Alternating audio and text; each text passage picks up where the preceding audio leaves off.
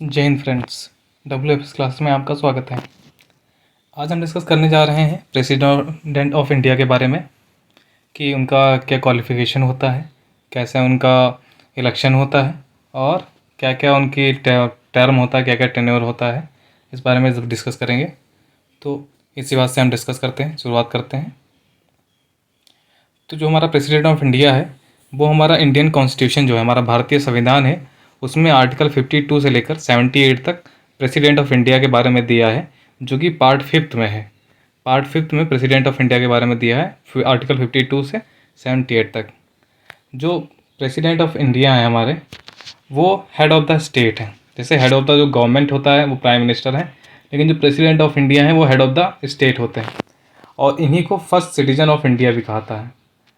President को first citizen of India भी कहा जाता है। प्रेसिडेंट क्या है? प्रेसिडेंट यूनाइट करता है पूरे देश को, एक यूनिटी की तरह दिखाता है कि हाँ एक लीडरशिप है। वो लीडरशिप को दर्शाता है प्रेसिडेंट का पद, जिससे द्वारा सिंबल ऑफ यूनिटी, जैसे हम कहते हैं symbol of unity, integrity and solidity को दर्शाता है प्रेसिडेंट का पद, क्योंकि वही है एक पद जो पूरे देश को एक साथ जोड़ के रखता है अपने साथ, अपने पीछे। जो प्रेसिडेंट का इलेक्शन होता है ये इलेक्टोरल कॉलेज से होता है। इलेक्टोरल कॉलेज का मतलब होता है कि जो मेंबर्स होते हैं पार्लियामेंट के, जो इलेक्टेड मेंबर्स होते हैं पार्लियामेंट के, और स्टेट लेजिस्लेशन जो होते हैं उसके जो इलेक्टेड मेंबर्स होते हैं वो वोट करते हैं मिलके, तब प्रेसिडेंट का इलेक्शन होता है। जो नॉमिनेटेड मेंबर्स होते हैं वो प्रेसिडेंट के इलेक्शन में वोट नहीं कर सकते हैं। जो नॉमिनेटेड मेंबर चाहे वो लोकसभा के हों, चाहे राज्यसभा के हों, या फिर जो स्टेट काउंसिल होती हैं, स्टेट काउंसिल होती हैं, वो भी, उसके मेंबर्स भी वोट नहीं कर सकते हैं प्रेसिडेंट इलेक्शन के लिए। और जब इलेक्शन होता है हमारा प्रेसिडेंट का, तो उसमें अगर कोई भी डाउट है या कोई भी डिस्प्यूट आता है तो उसकी जो इंक्वायरी है उसकी जो प्रेसिडेंट की इंक्वायरी होती है वो सुप्रीम कोर्ट ऑफ इंडिया के द्वारा की जाती है। अगर जैसे इलेक्शन हुआ और लोग किसी को लगता है कि इलेक्शन में धांधली हुई है या कुछ ऐसा हुआ है या इलेक्शन फेयर नहीं हुआ है, तो क्या कर सकता है, वो सुप्रीम कोर्ट के पास जा सकता है और अपना अपील कर सकता है। और लेकिन जो इसमें डिसीजन होगा वो सुप्रीम कोर्ट का फाइनल होगा, उसके बाद कोई भी डिसीजन माने नहीं होगा। सुप्रीम कोर्ट जो डिसीजन देगा वही डिसीजन फाइनल रहेगा। सुप्रीम कोर्ट डिसीजन देगा वही डिसीजन फाइनल होगा और उसके अलावा कोई डिसीजन मान्य नहीं होगा। अब हम डिस्कस करते हैं इनका क्वालिफिकेशन, ओथ और कंडीशंस के बारे में। जो कंडीशन ऑफिस की होती है उनके बारे में। तो जो प्रेसिडेंट होता है, जो प्रेसिडेंट इलेक्शन के लिए चुना जाता है, वो सिटीजन ऑफ इंडिया होना चाहिए। कि सिटीजन ऑफ इंडिया से मतलब क्या है कि कोई भी बाहर का सिटीजन प्रेसिडेंट पद के लिए नहीं लड़ सकता है, प्रेसिडेंट इलेक्शन नहीं लड़ सकता है इंडिया में। वो सिटीजन ऑफ इंडिया होना उसका ज़रूरी है, भारत का नागरिक होना ज़रूरी है। और दूसरा चीज़ क्या है, उसकी एज जो है 35 ईयर्स ऑफ एज हो जानी चाहिए। 35 साल से कम किसी भी 35 साल से कम कोई भी प्रेसिडेंट पद के लिए इलेक्शन नहीं लड़ सकता है। प्रेसिडेंट जो राष्ट्रपति का पद है उसके लिए 35 साल का होना अनिवार्य होता है आपके लिए। और थर्ड नंबर क्या है, उनको qualification for election of Lok Sabha. Election जो लोकसभा का इलेक्शन होता है उनके लिए उन्हें क्वालिफाई होना ज़रूरी है। जैसे लोकसभा इलेक्शन के लिए क्या होता है, 25 साल की उम्र से 25 साल की उम्र होगी तभी आप लोकसभा का इलेक्शन लड़ सकते हैं। और क्या होता है, कोई भी ऑफिस जो कि प्रॉफिट का होता है वो या तो गवर्नमेंट ऑफ इंडिया के अंदर या तो स्टेट गवर्नमेंट के अंदर आप होल्ड नहीं कर सकते हैं। जैसे प्रेसिडेंट पद के लिए होता है जो भी जो भी मनोनीत होता है, जो भी उसके लिए चुना जाता है, वो कोई भी ऑफिस, ऐसा प्रॉफिट ऑफिस, जैसे कोई कलेक्टर का पद है या कोई एसआई का पद है या किसी और गवर्नमेंट ऑफिस में पद है, वो वैसा कोई पद जो है, या तो कोई मैनेजरियल वर्क है, कोई भी वैसा वर्क आप गवर्नमेंट ऑफ इंडिया या तो स्टेट गवर्नमेंट के अंदर नहीं रह सकते हैं। आप किसी भी उस पद से आपको रिज़ाइन करना पड़ेगा। और क्या होता है, जो candidate should submit a security money of ₹15,000 with RBI।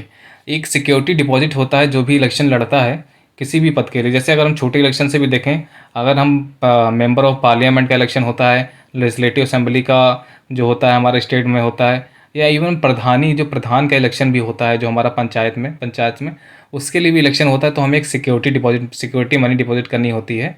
तो वहाँ सिक्योरिटी मनी हमारा डिपॉजिट होता है प्रधान में एक छोटे लेवल पे, जो तहसील में, यहाँ क्या सिक्योरिटी मनी कहाँ डिपॉजिट होता है, ये होता है आरबीआई के पास। तो 15,000 रुपये प्रेसिडेंट पद के लिए जो लड़ रहा है उसको आरबीआई के साथ, आरबीआई को देना होगा एटा सिक्योरिटी मनी। अब हम देखते हैं इनका जो प्रेसिडेंट जब इलेक्शन होता है उसके बाद इनका जो शपथ है वो कौन दिलाता है। तो शपथ जो है, शपथ oath is administered by the CGI of India in his absence senior most जज ऑफ एससी। तो जो ओथ है, जो कि शपथ ग्रहण है, वो शपथ जो है चीफ जस्टिस ऑफ इंडिया, जो चीफ जस्टिस ऑफ इंडिया होते हैं वो राष्ट्रपति को शपथ दिलवाते हैं। और अगर chief justice of India absent है उस समय, तो जो सीनियर मोस्ट जज होगा, मतलब जो सबसे ज़्यादा उम्र दराज जज होगा सुप्रीम कोर्ट का, वो प्रेसिडेंट को शपथ दिलाएगा। और प्रेसिडेंट से रिलेटेड, प्रेसिडेंट के बराबर जो दूसरे पद होते हैं या उससे मिलते जुलते जो भी पद हैं, उनको, उन सारे पदों को चीफ जस्टिस ऑफ इंडिया या तो उनकी एब्सेंस में सीनियर मोस्ट जज, जो सबसे सीनियर जज है, वही दिलाता है शपथ। जैसे द्रौपदी मुर्मू जी का इलेक्शन इस बार द्रौपदी मुर्मू जी जीती हैं प्रेसिडेंशियल इलेक्शन में, जो हमारी प्रेसिडेंट बनी है अब, पहली ट्राइबल महिला जो प्राइम प्रेसिडेंट बनी है इस बार अपने देश की। तो इनको जो शपथ दिलाई थी वो चीफ जस्टिस ऑफ इंडिया ने ही दिलाई थी। आगे हम देखते हैं कि इनके ऑफिस की कंडीशंस क्या होती हैं। तो कंडीशन ऑफ प्रेसिडेंट्स ऑफिस, तो he should not be a member of parliament और a house of state legislator. इन्हें क्या कहा जाता है, जब वो प्रेसिडेंट इलेक्शन जीत जाता है तो प्रेसिडेंट इलेक्शन जीतने के बाद उनको जो अपना, अगर वो किसी भी मेंबर ऑफ पार्लियामेंट थे या हाउस ऑफ स्टेट लेजिस्लेटर में मेंबर थे, तो उनको वह पद अपना छोड़ना पड़ेगा।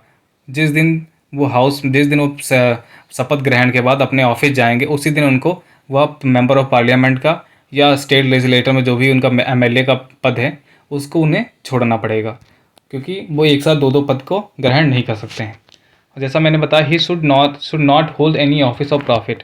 जैसे मैंने बताया, कोई भी ऑफिस ऑफ प्रॉफिट नहीं होल्ड कर सकते। जैसे गवर्नमेंट ऑफ इंडिया में या तो किसी जॉब पे हो, किसी पद पे हो, या जो स्टेट गवर्नमेंट होती है, जो राज्य सरकारें होती हैं, वहाँ भी कहीं भी आप कोई भी ऑफिस होल्ड नहीं कर सकते हैं। सिर्फ आप एक ही पद ले सकते हैं जो कि प्रेसिडेंट का है, और उसके अलावा कोई भी पद नहीं हो सकता है आपका, ना तो कलेक्टर का, ना ही एसडीएम, ना ही कोई आईआरएस ऑफिस, ना ही एसआई का। ऐसा कोई भी पद, या तो कोई मैनेजरियल वाल या किसी भी पब्लिक सेक्टर यूनिट में, कहीं भी आप ऐसा कोई पद नहीं ले सकते हैं, आपको सारे पद छोड़ने पड़ेंगे।